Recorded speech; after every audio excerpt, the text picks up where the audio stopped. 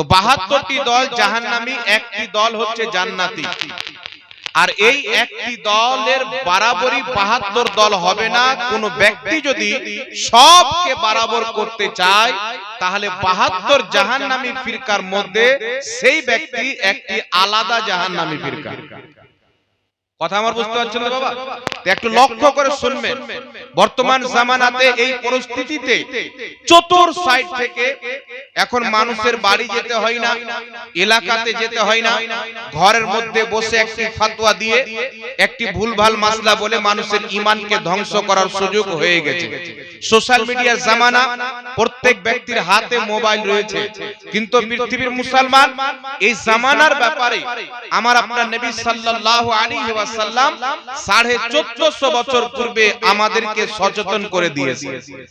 যদি কোনো ব্যক্তি বলতে চায় এত ফিতনা ফাসাদের যুগ, অমুক মৌলবি এই কথা বলে, অমুক মৌলবি এই কথা বলে, অমুক মৌলবি এই কথা বলে, তো আমরা কোনটাকে বিশ্বাস করব, কোন পথে থাকব?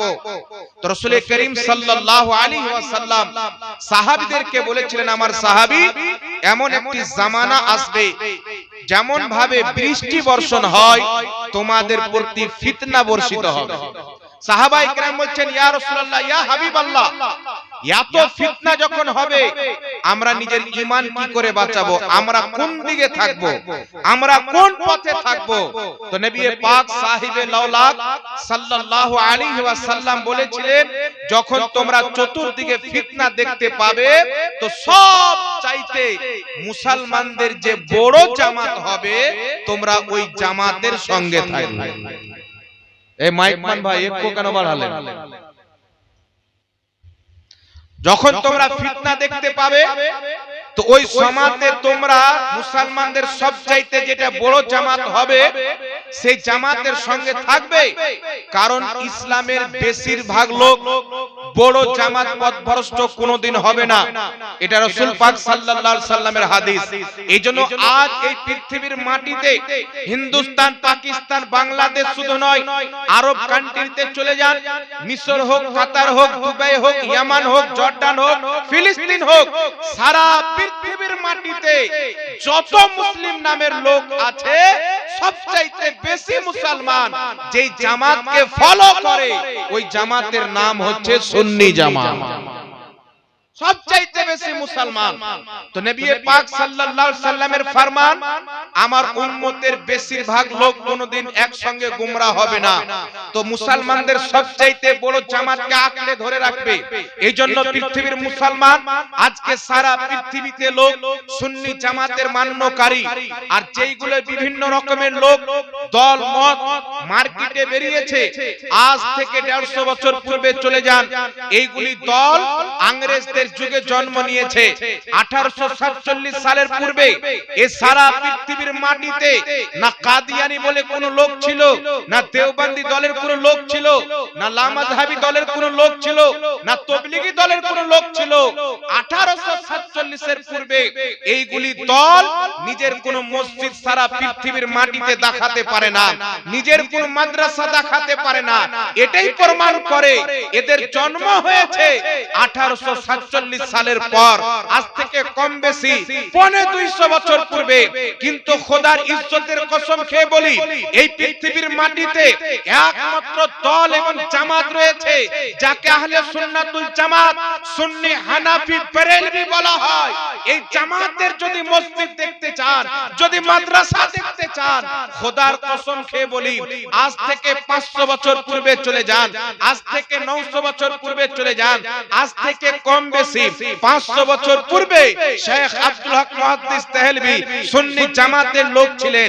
আজ থেকে কম বেশি 900 বছর পূর্বে খাজা মঈনুদ্দিন চিশতি সুন্নি জামাতের লোক ছিলেন। 950 বছর পূর্বে গৌসে বাগদাদি সুন্নি জামাতের লোক ছিলেন। আজ সারা পৃথিবীর মাটিতে 1500 1200 শুধু নয়, সারা পৃথিবীর সবচাইতে বড় মাদ্রাসা যাকে জামে আজহার মিশর বলা হয়, এই জামে আজহার মিশর কম বেশি 1000 থেকে 1200 বছর পুরাতন মাদ্রাসা। এই মাদ্রাসা 1000-1200 বছর থেকে যেই আকীদার প্রতি চলে আসছে ওই আকীদার নাম হচ্ছে সুন্নি আকীদা মুসলমান। এই ভারতের মাটিতে দিল্লির জামা মসজিদ বানানে वाला শাহজাহান বাদশাহ সুন্নি জামাতের লোক ছিলেন। औरंगजेब বাদশাহ, বাবর বাদশাহ, সারা পৃথিবীতে একটি জামাত ছিল আহলে সুন্নাতুল জামাত আর শিয়া। কিন্তু আজ কেটে কেটে ইংরেজদের দালালি করে নতুন নতুন ফিরকা বেরিয়েছে পৃথিবীর মুসলমান। আমরা ঈমান কি করে বাঁচাবো, কেমন ভাবে থাকতে হবে, কেমন ভাবে চলতে হবে, এই কয়েকটি কথা আমি আপনাকে বলতে চাই।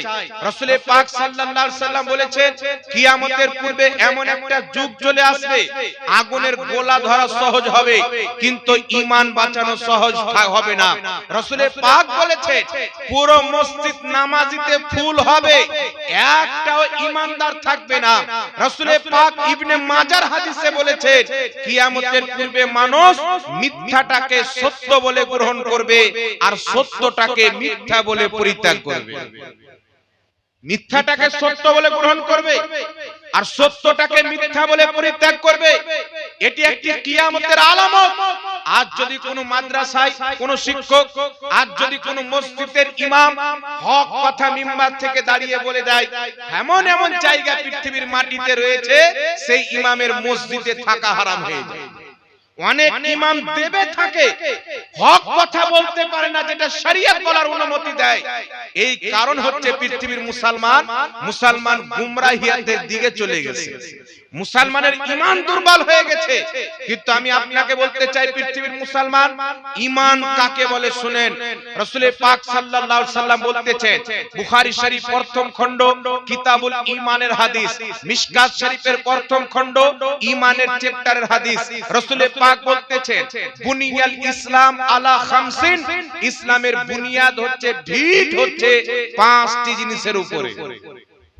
ইসলামের ভিত হচ্ছে পাঁচটি জিনিসের উপরে। রাসূল পাক বলছেন প্রথমটি হচ্ছে কালেমা লা ইলাহা ইল্লাল্লাহ মুহাম্মাদুর রাসূলুল্লাহ, দ্বিতীয় নম্বরে নামাজ, তৃতীয় নম্বরে রোজা, চতুর্থ নম্বরে হজ, পাঁচ নম্বরে হচ্ছে যাকাত। তো প্রথম নাম্বার হচ্ছে লা ইলাহা ইল্লাল্লাহ মুহাম্মাদুর রাসূলুল্লাহ। যেই ব্যক্তি লা ইলাহা ইল্লাল্লাহ মুহাম্মাদুর রাসূলুল্লাহ পড়ে জারুরিয়াতে দ্বীনের প্রত্যেকটা জিনিসকে বিশ্বাস করবে, ওই ব্যক্তি মুসলমান হবে। তার প্রতি তার উপরে নামাজ, রোজা, হজ, যাকাত ফরজ হবে। আর যদি তার ঈমানই ঠিক না হয়, কালমাতে গন্ডগোল হয়ে যায়, বিশ্বাসে গন্ডগোল হয়ে যায়, তাহলে সেই ব্যক্তি যতই নামাজ, রোজা, হজ, যাকাত করুক, তার নামাজের কোনো মূল্য নাই, রোজার কোনো মূল্য আল্লাহর দরবারে থাকবে। তো আগে লা ইলাহা ইল্লাল্লাহ মুহাম্মাদুর রাসূলুল্লাহ কি করে ঠিক করবেন? লা ইলাহা ইল্লাল্লাহ মুহাম্মাদুর রাসূলুল্লাহ, আল্লাহকে এক মানলেন, মুহাম্মদ সাল্লাল্লাহু আলাইহি সাল্লামকে আল্লাহর রাসূল মানলেন। এই কালেমার সাথে সাথে প্রত্যেকটা জারুরিয়াতে দ্বীনকে যেই ব্যক্তি বিশ্বাস করে নিল, ওই ব্যক্তি হলো মুসলমান। শুধু কলমা পড়লে মুসলমান হওয়া যায়। যদি কলমা পড়লে মুসলমান হয়ে যায়, এই বাংলার প্রাক্তন মুখ্যমন্ত্রী মমতা বন্দ্যোপাধ্যায় স্টেজে কলমা পড়তো। এই বাংলার মাটি শুধু নয়, ভারতবর্ষের মাটিতে অনেক পণ্ডিতরাও কলমা পড়ে, অনেক নেতা মন্ত্রীরাও কলমা পড়ে। তো কলমা পড়ে নিলে মুসলমান হয়ে যায় না। লা ইলাহা ইল্লাল্লাহ মুহাম্মাদুর রাসূলুল্লাহ পাঠ করে আল্লাহ পাক যা যা বলেছেন, রাসূল পাক যা যা বলেছেন, আল্লাহকে আল্লাহর মতো, নবী মুস্তাফাকে নবীর মতো যেই ব্যক্তি না মানবে, ওই ব্যক্তির কলমা পড়া তাকে মুসলমান করতে পারবে না। এই কলমার মধ্যে কত কিছু লুকিয়ে আছে, আমি একটা উদাহরণ দিয়ে দিচ্ছি বাবা। একজন ব্যক্তি লা ইলাহা ইল্লাল্লাহ মুহাম্মদ রাসূলুল্লাহ পড়ে নিল, হাদিসে আছে যেই ব্যক্তি মৃত্যুর সময় লা ইলাহা ইল্লাল্লাহ পাঠ করবে, সেই ব্যক্তি দাখালাল জান্নাতা, জান্নাতে চলে যাবে। তো কোন ব্যক্তি জান্নাতে যাবে? আপনি যখন লা ইলাহা ইল্লাল্লাহ মুহাম্মদ রাসূলুল্লাহ পাঠ করলেন, কিয়ামত হবে বিশ্বাস করা আপনার জন্য জরুরি হয়ে গেল। পাঁচ ওয়াক্তের নামাজ ফরজ, বিশ্বাস করা জরুরি হয়ে গেল। এক মাসের রমজানের রোজা ফরজ, বিশ্বাস করা জরুরি হয়ে গেল। হজ, যাকাত ফরজ, বিশ্বাস করা জরুরি হয়ে গেল। প্রত্যেক নবীর প্রতি বিশ্বাস, প্রত্যেক আসমানি কিতাব, জান্নাত, জাহান্নাম, ফেরেশতা, এই সমস্ত জিনিস বিশ্বাস করা আপনার প্রতি জরুরি হয়ে গেল। যদি এইগুলি জিনিসের মধ্যে আপনি একটাকে অস্বীকার করেন, তো আপনার ঈমান শেষ হয়ে যায়। একজন ব্যক্তি পাঁচ ওয়াক্তের নামাজ পড়ে, হজ করে, যাকাত দেয়, সব আছে, মুসলিম সমাজে বসবাস করে, মানুষ মরলে মাটি দিতে যায়, কুরবানির টাইমে কুরবানি করে, রমজান মাসে রোজা রাখে, সব করে, কিন্তু সেই ব্যক্তি বলছে যে আমি কিয়ামত হবে বিশ্বাস করি না, মুসলমান থাকবে?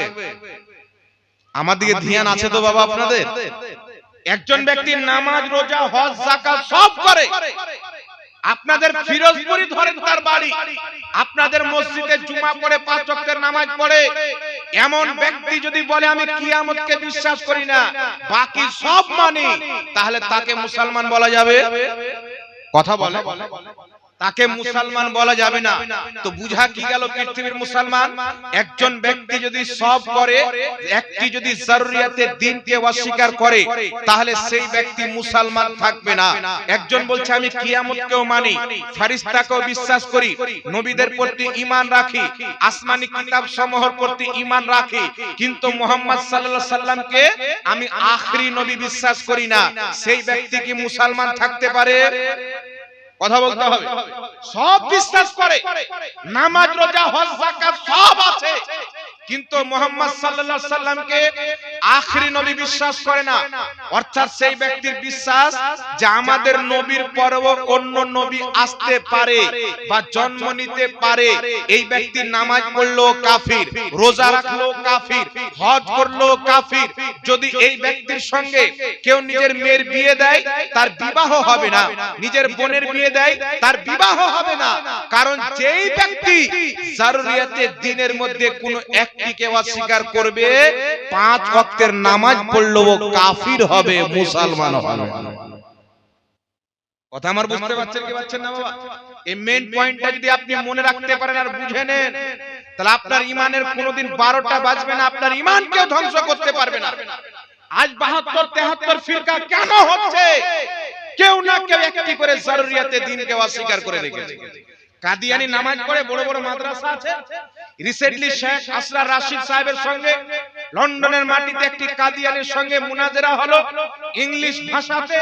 কাদিয়ানি বসে 4 ঘন্টা 4.5 ঘন্টা ডিবেট করলো, কিন্তু সেই কাদিয়ানি মুসলমান নয়, বুখারী পড়ে, মুসলিম পড়ে, মাদ্রাসা মসজিদ রয়েছে, তাকে মুসলমান বলা যাবে না, কারণ তারা মুহাম্মদ সাল্লাল্লাহু আলাইহি সাল্লামকে শেষ নবী মানে না। আমাদের নবীকে শেষ নবী মানে না, তাই সারা পৃথিবীর মুসলমান কাদিয়ানীদেরকে কাফির বলে বিশ্বাস করে। এই পৃথিবীর মুসলমান তেমনি ভাবে যারা দেওবন্দি রয়েছে, তারাও জরুরিয়াতের দ্বীনকে অস্বীকার করেছে। ইসলামের আকীদা হচ্ছে লা ইলাহা ইল্লাল্লাহ, আল্লাহ ছাড়া কেউ এলা নয়, এটাকে বিশ্বাস করা। আল্লাহ প্রত্যেক আইব থেকে পাক, আল্লাহ প্রত্যেক খোট থেকে পাক, আল্লাহ প্রত্যেক ত্রুটি থেকে পাক, আল্লাহ প্রত্যেক অপবিত্রতা থেকে পাক। এই সমস্ত জিনিস আল্লাহর সিফাতের বিশ্বাস করতে হবে। কিন্তু পৃথিবীর মুসলমান আজ থেকে প্রায় 150 বছর পূর্বে দেওবন্দের মৌলভী রশিদ আহমদ গাঙ্গোহী ফতোয়া দিয়েছিল যে আল্লাহ তাবারাক ওয়া তাআলা মিথ্যা বলতে পারে। আল্লাহ কি বলতে পারে? মিথ্যা বলতে পারে। এটা গোটা দেওবন্দি জগতের আকীদা যে আল্লাহ পাক মিথ্যা বলতে পারে। মিথ্যা বলা আল্লাহর কুদরতের অন্তর্ভুক্ত। কিন্তু আহলে সুন্নাতুল জামাতের আকীদার কিতাব, যাকে ওয়াহাবি তাহাবি সবাই বিশ্বাস করে, সেই কিতাবটির নাম হচ্ছে শারা আকাইদে নাসাফি। এই কিতাবের মধ্যে লেখা আছে যদি কোনো ব্যক্তি বলে মিথ্যা বলা আল্লাহর কুদরতের অন্তর্ভুক্ত, অর্থাৎ আল্লাহ মিথ্যা বলতে পারে কিন্তু বলবে না, এই ব্যক্তি কাফির হয়ে যাবে। কারণ মিথ্যা হলো আইব, আর আল্লাহর কুদরত আইব থেকে পবিত্র। কথা আমার বুঝতে পারছেন কি পারেন না বাবা? কাদিয়ানি একটা জরুরিয়াতের দ্বীনকে অস্বীকার করেছে, তাই তাদের প্রতি কুফরির ফতোয়া লেগেছে।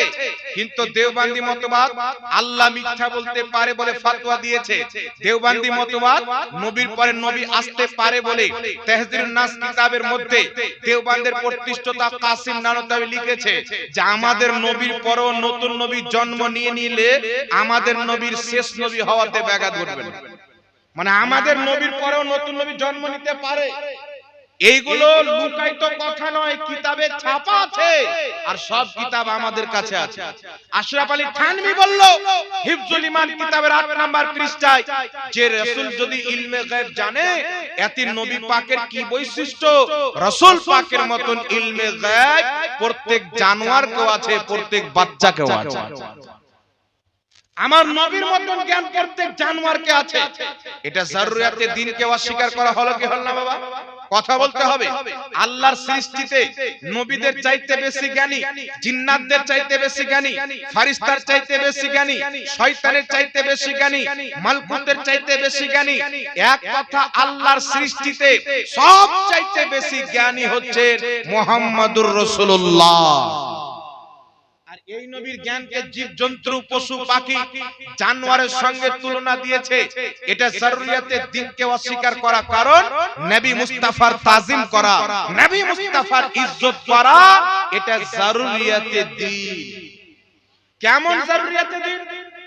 আজকে ইসমাইল দেহলভী, আহলে হাদিস, দেওবন্দি, তাবলীগী জামাত, এদের সকলের মাথার তাজ এ তাকওয়াতুল ঈমান কিতাবে লিখেছে নবী মরে মাটির সাথে মিশে গেছে, নবীর সম্মান বড় ভাইয়ের মতো করতে হবে। আল্লাহর শানের সামনে নবী ওলি সবাই চামার চাইতে নোংরা।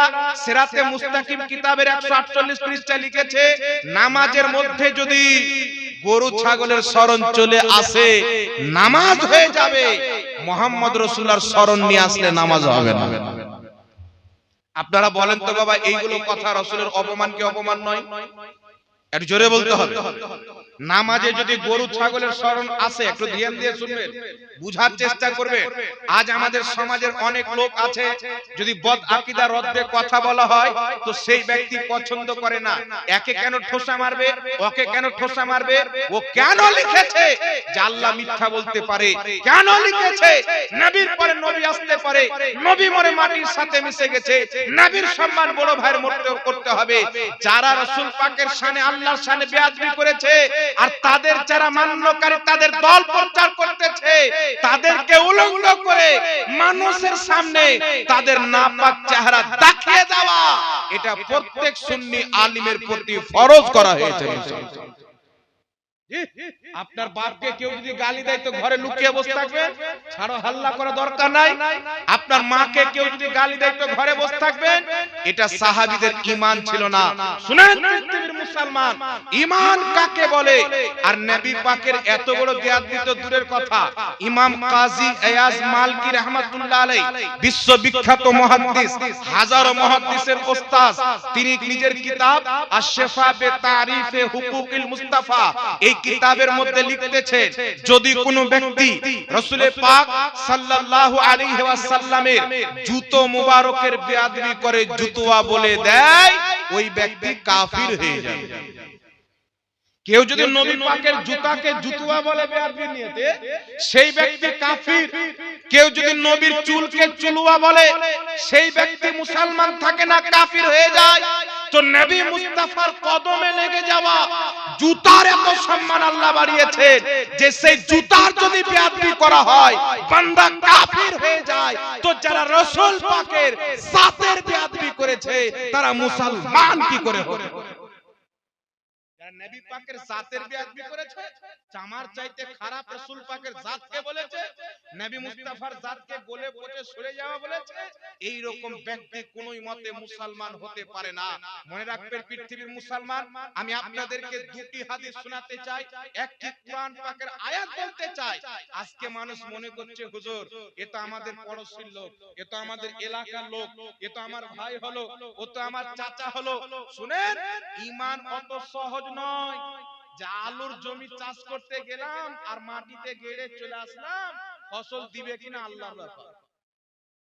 ঈমান অত সহজ নয় যে আপনি বাজারে দোকানে চা খেয়ে যেমন চা ভিতরে চলে যায় তো ঈমান ভিতরে চলে যাবে।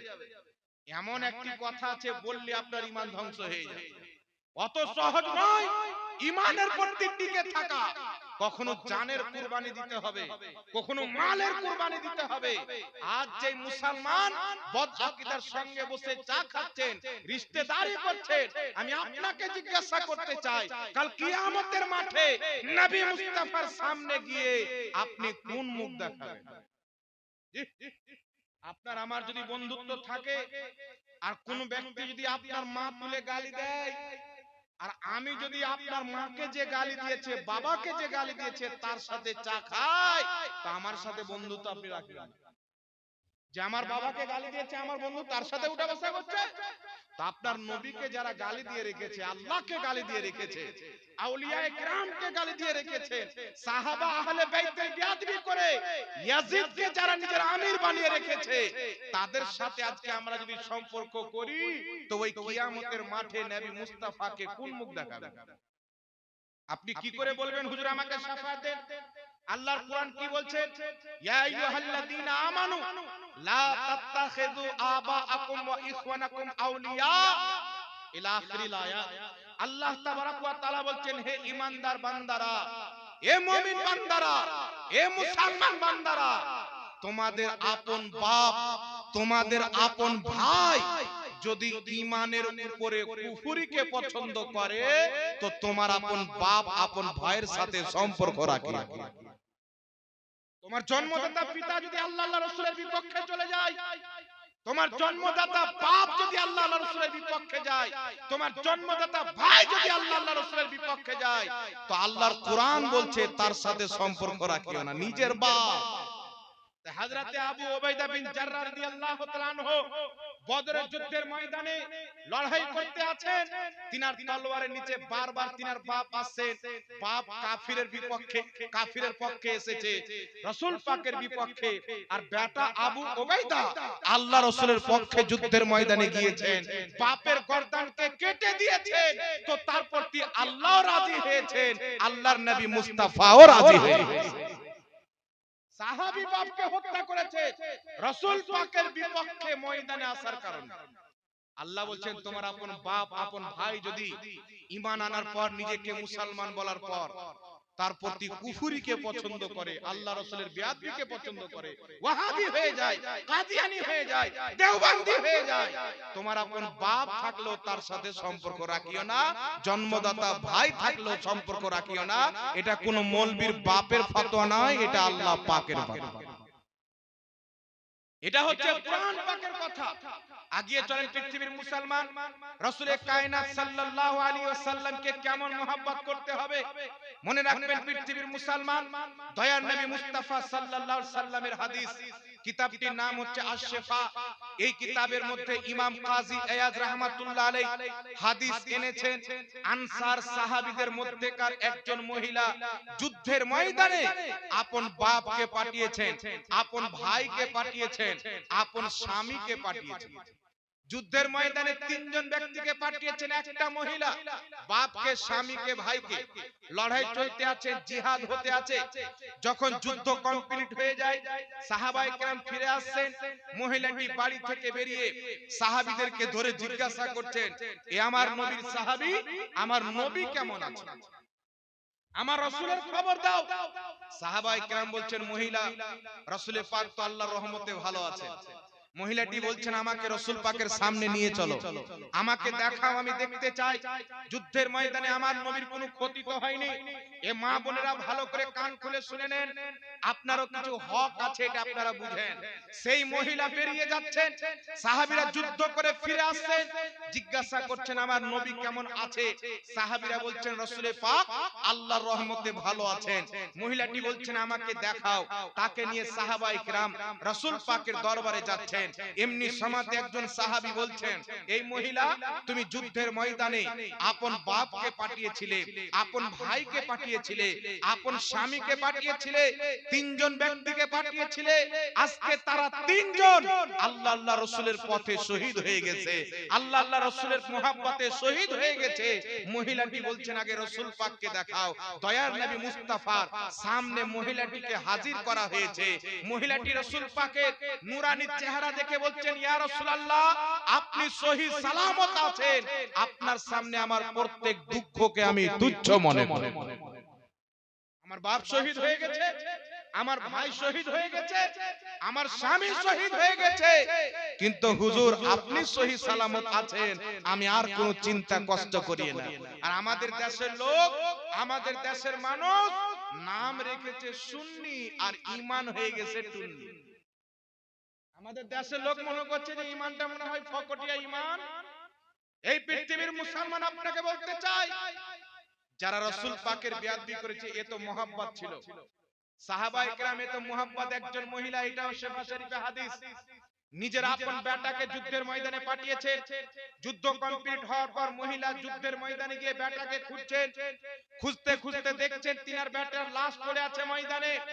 সেই লাশকে উবুড় করে নিজের কোলে নিয়ে পিঠের কাপড় তুলে দেখছেন যে আমার বেটার পিঠে তো কোনো তীরের নিশান নাই। মা কাপড় তুলে পিঠটা বারবার চেক করছেন। সাহাবা জিজ্ঞাসা করছেন, মা তোমার সন্তান শহীদ হয়েছে আর তুমি বারবার পিঠ কেন চেক করতেছো?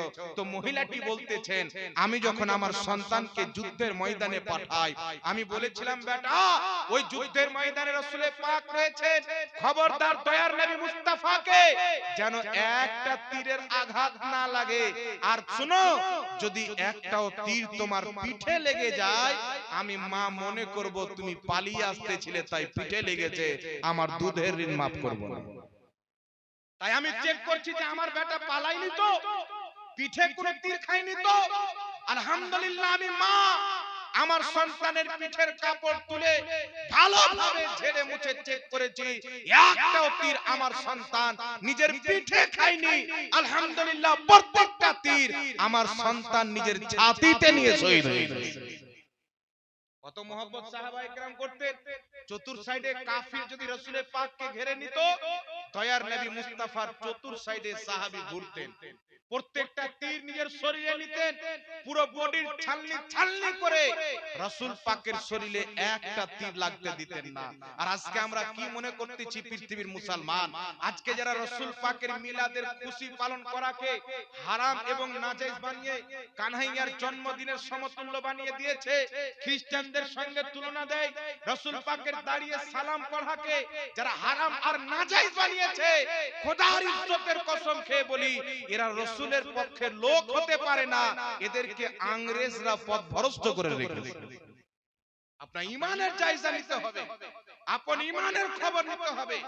রাসূল পাক বলছেন, বুখারী শরীফের প্রথম খণ্ডের হাদিস, নবী পাক বলছেন, লা ইউমিনু আহাদুকুম হাত্তা আকুনা আহাব্বা ইলাইহি মিন ওয়ালিদিহি ওয়া ওয়ালাদিহি ওয়ান নাসি আজমাইন। রাসূল পাক বলছেন, অতক্ষণ পর্যন্ত কোন ব্যক্তি ঈমানদার হতে পারে না যতক্ষণ পর্যন্ত নিজের বাপ চাইতে বেশি, মা চাইতে বেশি, ছেলে চাইতে বেশি, মেয়ে চাইতে বেশি, এক কথা আল্লাহর পরে সব চাইতে বেশি যেই ব্যক্তি রাসূল পাককে না মোহাব্বত করবে, লা ইউমিনু, সে মুসলমান হতে পারে, ঈমানদার হতে পারে না। আর রাসূল পাকের সম্মান বলছে বড় ভাইয়ের মতো করতে হবে। যে আল্লাহ বলেছেন কুল্লু মুমিনিন ইখওয়া, প্রত্যেক মুমিন ভাই। তো নবী পাকও মুমিন, আমরাও মুমিন। উনি বড় মুমিন তাই বড় ভাই, আমরা ছোট মুমিন তাই ছোট ভাই, বলে নাউজুবিল্লাহ। তাহলে ওই গাধাকে বলবেন যে গাধা তোর বাপও তো মুমিন, তোর কথা অনুযায়ী তো বাপকে ভাই বলো তো মাকে ভাবি বলো না, কি বলেন? মনে রাখবেন পৃথিবীর মুসলমান, আপনাকে দুটি হাদিস শোনাতে চাই। সাহাবায়ে কেরাম গুস্তাখে রাসূলের সঙ্গে কি করতেন? কিতাবটির নাম হচ্ছে তাফসিরে দুররে মনসুর। এই কিতাবের মধ্যে ইমাম সিউতি রাহমাতুল্লাহ আলাইহি হাদিস এনেছেন, একবার রাসূল পাকের জামানাতে এক দুইজন ব্যক্তি হযরতে ফারুক আযম রাদিয়াল্লাহু তাআলা আনহুর দরবারে হাজির হলেন। নবী পাকের দ্বিতীয় খলিফার দরবারে হাজির হয়ে বলছেন, হুজুর আপনার দরবারে এসেছি একটি ফয়সালার জন্য। হযরতে উমর ফারুক বলছেন, কি ফয়সালা? তো তিনারা বলছেন যে আমরা একটি ফয়সালা নিয়েছি, তবে আপনার এখানে আসার পূর্বে নবী মুস্তাফার কাছে গিয়েছিলেন। আল্লাহর নবী ফয়সালা করেছেন, একজনের পক্ষে একজনের বিপক্ষে গিয়েছে। তো যেই লোকটার বিপক্ষে গিয়েছে, রাসূল পাকের দরবার থেকে ফিরে আসার পথে যেই লোকটার পক্ষে ফয়সালা গিয়েছে, সেই লোকটাকে বলছে একবার উমরের কাছে চলো। তো হযরত উমর ফারুক ওই লোকটাকে জিজ্ঞাসা করছে যে আল্লাহর নবী সাল্লাল্লাহু আলাইহি সাল্লামের ফয়সালা করে দেওয়ার পর তুমি কি আমার কাছে আসতে বলেছো? বলছে জি হ্যাঁ বলেছি। তোমারে ফারুক বলছেন, দাঁড়াও বসো, ফয়সালা করে দিচ্ছি। উনি ঘরের ভিতরে গিয়ে উলঙ্গ তলোয়ার নিয়ে এসে ওই লোকটার গর্দানকে ধড় থেকে আলাদা করে দিলেন, তাকে কতল করে দিলেন। আর তার সাথে যেই ব্যক্তি ছিল পালিয়ে কাঁপতে কাঁপতে নবীর দরবারে। ইয়া রাসূলুল্লাহ, ইয়া হাবিবাল্লাহ, নবী গো, উমর আমার বন্ধুকে হত্যা করেছে, আমি পালিয়ে এসেছি, হয়তো আমি থাকলে আমাকে হত্যা করে দিত। চতুর্দিকে একটা হাঙ্গামা মেচে গেল। উমর একজন মুসলমানকে হত্যা করেছে, কারণ যেই ব্যক্তিকে তিনি কতল করেছিলেন, হত্যা করেছিলেন, সেই ব্যক্তি নবী পাকের মজলিসে বসে থাকতো, আল্লাহর নবীকে ভালোবাসত, আল্লাহর নবীর পিছনে নামাজ পড়তো, দয়ার নবী মুস্তাফা সাল্লাল্লাহু আলাইহি সাল্লামের সঙ্গে নামাজের তরিকা শিখতো তিনার কাছ থেকে। এই ব্যক্তিকে হত্যা করেছে। চেহারাতে দাড়ি ছিল, ইসলামিক পোশাক ছিল। যখন তার আত্মীয় স্বজন খবর পেল, সবাই নবী মুস্তাফার দরবারে হাজির হয়ে গেল। ইসলামের নিয়ম হচ্ছে, যদি কোনো ব্যক্তি কাউকে হত্যা করে, তার আত্মীয় স্বজন তাকে হত্যা করবে, এটা হচ্ছে কিসাস। তো সেই ব্যক্তির আত্মীয় স্বজন নবী মুস্তাফার দরবারে এসে বলছেন, ইয়া রাসূলুল্লাহ, ইয়া হাবিবাল্লাহ, উমর আমার ভাতিজাকে বা ভাইকে কতল করেছে, উমরকেও কতল করা হোক, আমরা বিচার চাই, আমরা কিসাস চাই। নবী মুস্তাফার দরবারে এই রকম কথা চলতে আছে, মানুষজন বসে আছে।